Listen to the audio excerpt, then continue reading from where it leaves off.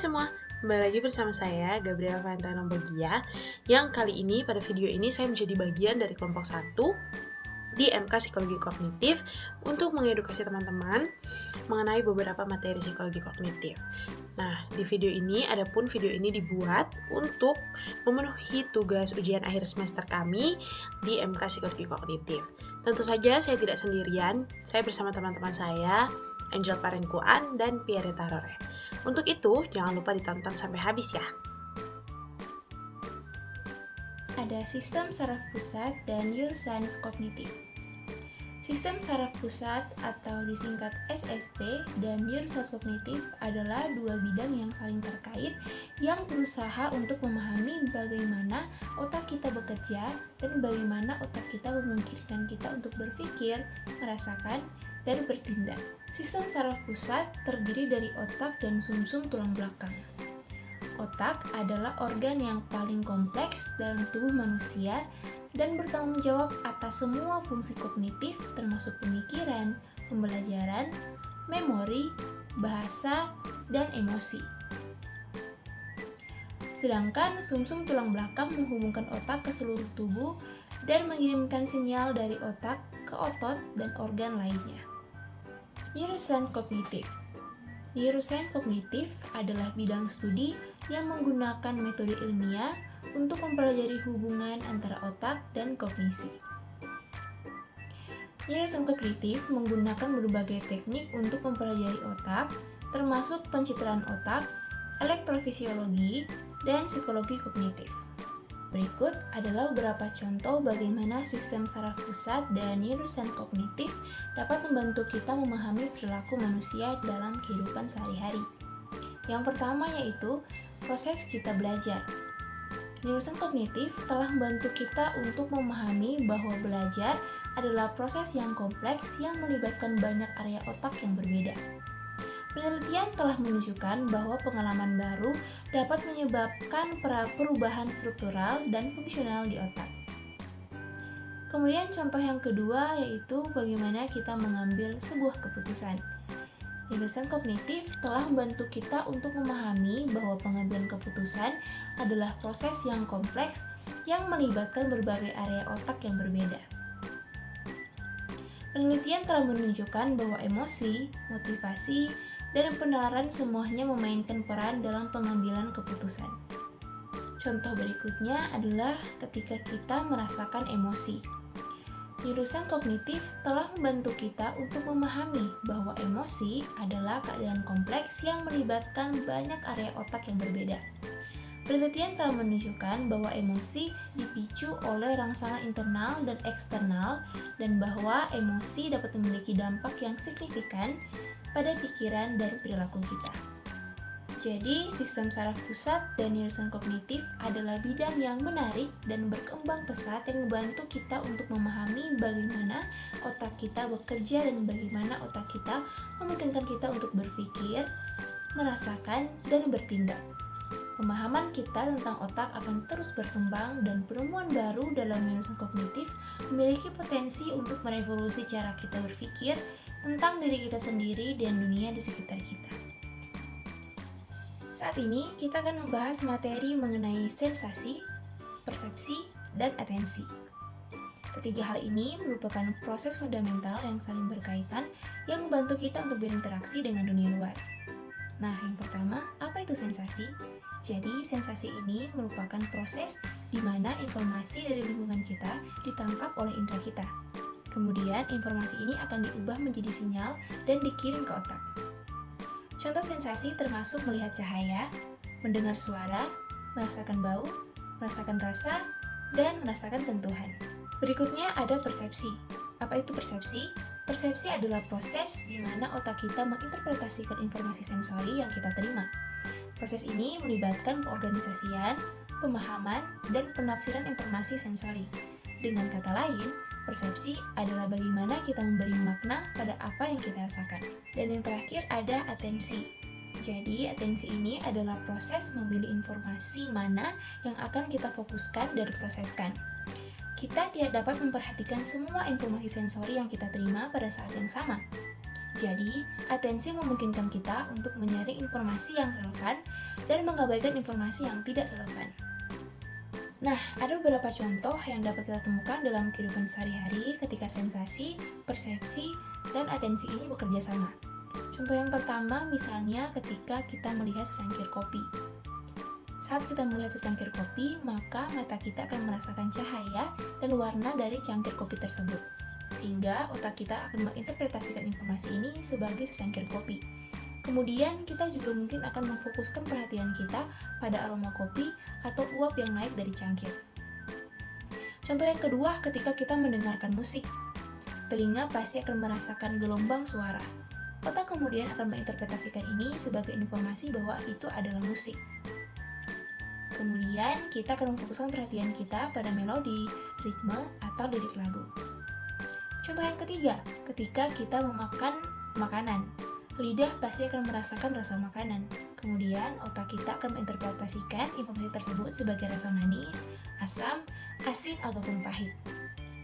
Dan kita mungkin akan memfokuskan perhatian kita pada tekstur makanan atau rasa yang berbeda di mulut kita.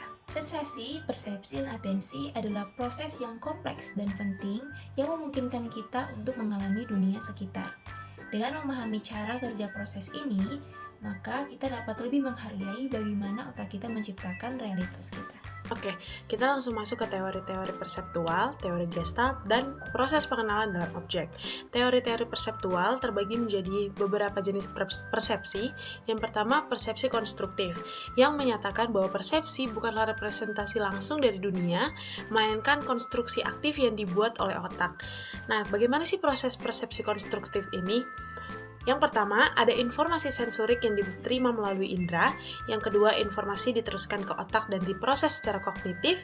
Yang ketiga, otak menggunakan pengetahuan, pengalaman, dan ekspektasi untuk menginterpretasikan informasi. Lalu yang terakhir, interpretasi ini menghasilkan yang namanya persepsi. Nah, yang selanjutnya ada persepsi langsung, yang menyatakan bahwa persepsi adalah representasi akurat dan langsung dari dunia. Nah, prosesnya bagaimana? Yang pertama, informasi sensorik diterima melalui indera. Yang kedua, informasi diteruskan ke otak dan diproses secara minimal.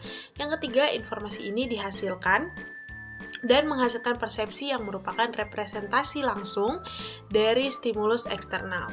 Nah, selanjutnya ada teori Gestalt yang merupakan teori psikologi yang menjelaskan bagaimana sih manusia memahami dunia melalui pengorganisasian elemen-elemen sensori yang menjadi sebuah kesatuan yang utuh.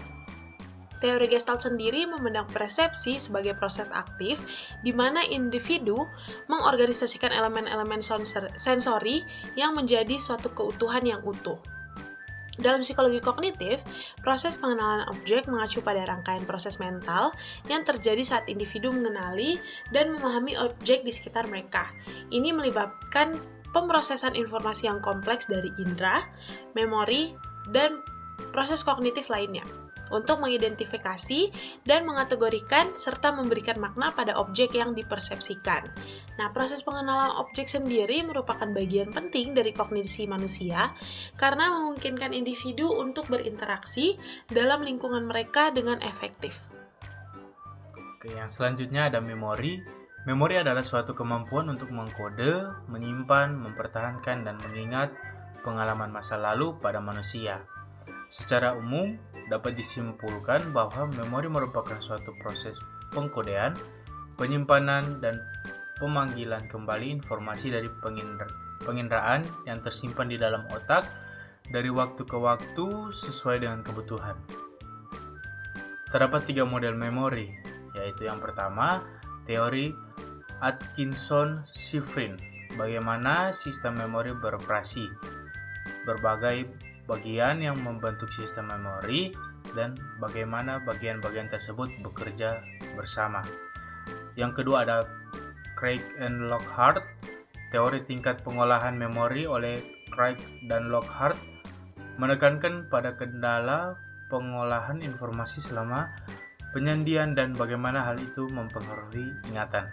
Yang ketiga, Alan Baddeley, mendekati memori kerja sebagai sistem dengan beberapa bagian berbeda yang mengendalikan informasi yang sedang diproses. Nah, saat ini kita akan membahas materi mengenai mengingat, melupakan, dan kesadaran. Mengingat dan melupakan adalah dua proses kognitif yang fundamental yang memungkinkan kita untuk menyimpan dan mengambil informasi dari memori kita. Sedangkan kesadaran adalah keadaan sadar akan diri sendiri dan lingkungan sekitar. Ketiga proses ini saling terkait dan bekerja sama untuk menciptakan pengalaman kita terhadap dunia. Kita akan bahas satu-satu dari ketiga hal tersebut. Yang pertama yaitu mengingat. Jadi, mengingat ini adalah proses menyimpan informasi dalam memori. Ada dua jenis memori utama. Yang pertama yaitu memori jangka pendek dan yang kedua memori jangka panjang. Memori jangka pendek menyimpan informasi untuk waktu yang singkat, biasanya beberapa detik atau beberapa menit. Kemudian memori jangka panjang menyimpan informasi untuk waktu yang lama dan mungkin bahkan seumur hidup. Kemudian ada kesadaran. Nah, kesadaran adalah keadaan sadar akan diri sendiri dan lingkungan sekitar. Kesadaran memungkinkan kita untuk mengalami pikiran, perasaan, dan sensasi kita sendiri. Ini juga memungkinkan kita untuk memperhatikan dunia di sekitar kita dan berinteraksi dengannya. Berikut ini adalah beberapa contoh bagaimana mengingat, melupakan, dan kesadaran bekerja sama dalam kehidupan sehari-hari. Contoh yang pertama adalah ketika kita mempelajari informasi baru. Ketika kita mempelajari informasi baru, tentunya pertama-tama kita akan menyimpan informasi tersebut di dalam memori jangka pendek kita. Nah, saat kita mengulang informasi tersebut, maka informasi tersebut akan tersimpan ke memori jangka panjang. Namun, jika kita tidak mengulang-ulang kembali informasi tersebut, maka informasi itu akan segera dilupakan. Kemudian contoh yang kedua yaitu ketika kita mencoba mengingat sesuatu. Ketika kita mencoba untuk mengingat sesuatu, maka kita akan mencari informasi tersebut dalam memori kita.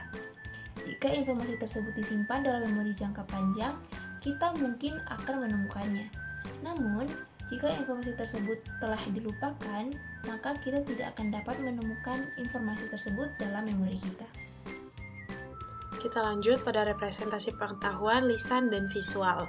Representasi pengetahuan secara verbal atau lebih dikenal secara lisan adalah ungkapan yang mewakili pengetahuan atau informasi dalam memori yang dimiliki lewat bahasa yang didapat secara lisan maupun secara tulisan. Contoh pembelajaran secara verbal bisa lewat narasi, ceramah, ataupun diskusi terbuka. Selanjutnya ada representasi visual yang adalah cara menyajikan informasi atau konsep melalui gambar, grafik, diagram, atau elemen visual lainnya.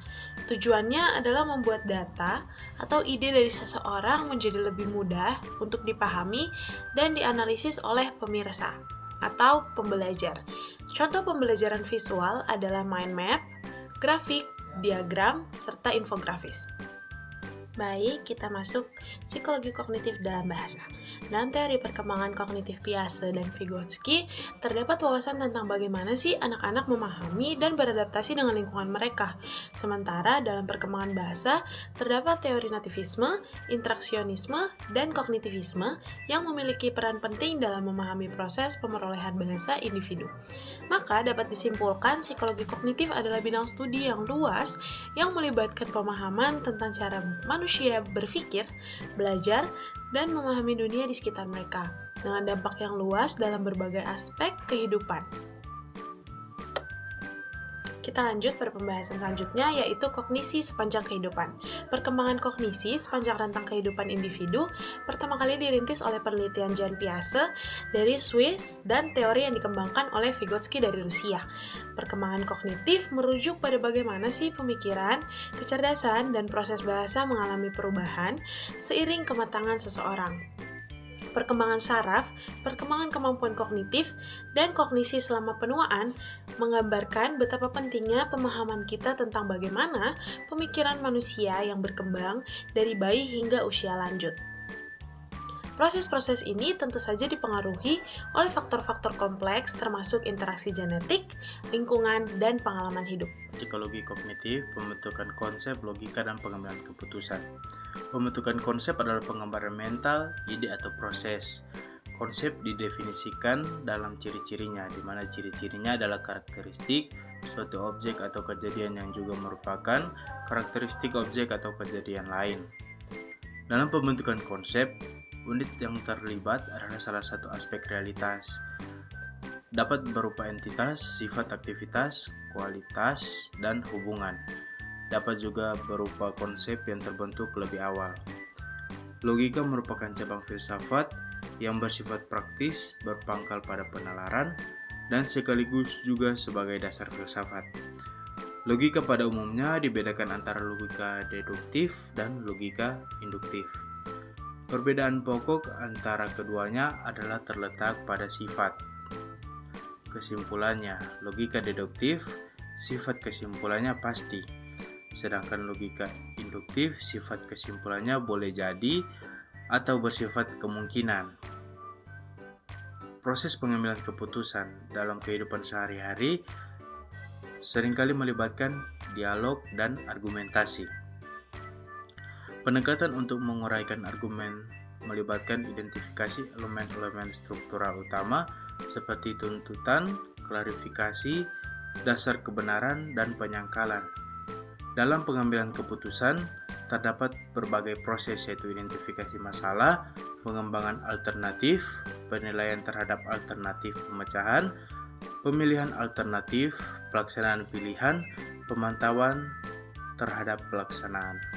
Pemecahan masalah, kreativitas, intelijensi, dan kecerdasan buatan. Pemecahan masalah merupakan keterampilan kognitif yang bersifat kompleks dan merupakan kemampuan paling cerdas yang dimiliki manusia. Ketika memecahkan masalah, seorang individu tidak hanya perlu berpikir, tapi ia perlu berpikir secara kritis untuk dapat melihat suatu masalah dan berpikir kreatif untuk dapat menyelesaikan masalah tersebut. Kreativitas merupakan tindakan yang dilakukan oleh manusia untuk menggemakan siapa dirinya dengan memanfaatkan gairah kreatif untuk melibatkan diri dalam upaya kreatif dalam membuat sebuah karya kreatif. Kreativitas biasanya diawali oleh rasa keingintahuan dan keterbukaan alamiah ketika menjelajahi dunia dan sekelilingnya. Intelijensi merupakan aspek kognitif berupa kemampuan mental kompleks yang berfungsi dalam pemahaman informasi, berpikir logis, menyelesaikan masalah, memahami konsep abstrak, belajar dari pengalaman, dan beradaptasi dengan lingkungan baru. Kecerdasan buatan merupakan suatu produk teknologi yang diciptakan oleh manusia yang dalam hal tertentu mempunyai keunggulan dalam hal kemampuan kerja dibandingkan dengan manusia dan dirancang dengan kemampuan berpikir seperti manusia agar mampu menyelesaikan masalah. Kelompok kami mengangkat kasus mengenai hubungan antara kualitas tidur dengan memori jangka pendek. Ada banyak penelitian yang meneliti tentang hal ini. Salah satunya jurnal yang telah kami pilih untuk mendukung kasus kami, yaitu jurnal yang berjudul Hubungan antara kualitas tidur dan jenis kelamin dengan memori jangka pendek pada mahasiswa Fakultas Kedokteran Universitas Udayana. Kemudian kami juga mengangkat satu jurnal internasional yang mendukung kasus kami, yaitu jurnal yang berjudul Short Term Memory, Sleep, and the Spacing Effect. Dari jurnal dan artikel yang kami telusuri, terdapat banyak penelitian yang meneliti hubungan antara kualitas tidur, jenis kelamin, dan memori jangka pendek. Penelitian ini menghasilkan temuan yang beragam dengan beberapa menunjukkan hubungan yang signifikan dan yang lainnya tidak menemukan hubungan sama sekali. Banyak penelitian yang menunjukkan bahwa kualitas tidur yang buruk dapat berdampak negatif pada memori jangka pendek. Saat kita tidur, otak kita mengkonsolidasikan ingatan yang berarti ia memindahkan informasi dari memori jangka pendek ke memori jangka panjang. Kurang tidur dapat mengganggu proses ini sehingga lebih sulit untuk mengingat informasi baru. Beberapa penelitian telah menemukan bahwa orang yang kurang tidur memiliki performa yang lebih buruk dalam tugas memori jangka pendek, seperti mengingat daftar kata atau angka. Penelitian lain juga menunjukkan bahwa kurang tidur dapat membuat lebih sulit untuk fokus dan berkonsentrasi, yang juga dapat berdampak negatif pada memori. Beberapa penelitian menunjukkan bahwa mungkin ada perbedaan antara pria dan wanita dalam hal hubungan antara kualitas tidur dan memori jangka pendek. Satu penelitian menemukan bahwa wanita yang kurang tidur mengalami penurunan memori jangka pendek yang lebih besar daripada pria. Penelitian lain menemukan bahwa wanita lebih cenderung melaporkan masalah memori daripada pria, bahkan ketika mereka tidak kurang tidur. Namun, penelitian lain tidak menemukan perbedaan gender dalam hubungan antara kualitas tidur dan memori jangka pendek. Hubungan antara kualitas tidur dan memori jangka pendek masih kompleks dan belum sepenuhnya dipahami. Penelitian lebih lanjut diperlukan untuk menentukan dengan pasti bagaimana faktor-faktor ini saling terkait. Perlu untuk diingat bahwa kualitas tidur dan jenis kelamin bukanlah satu-satunya faktor yang dapat mempengaruhi memori jangka pendek. Faktor lain seperti stres, kecemasan, depresi, dan penggunaan obat-obatan juga dapat berperan. Karena itu, penting bagi kita untuk terus menjaga kualitas tidur kita dan juga menghindari hal-hal yang dapat membuat kita stres.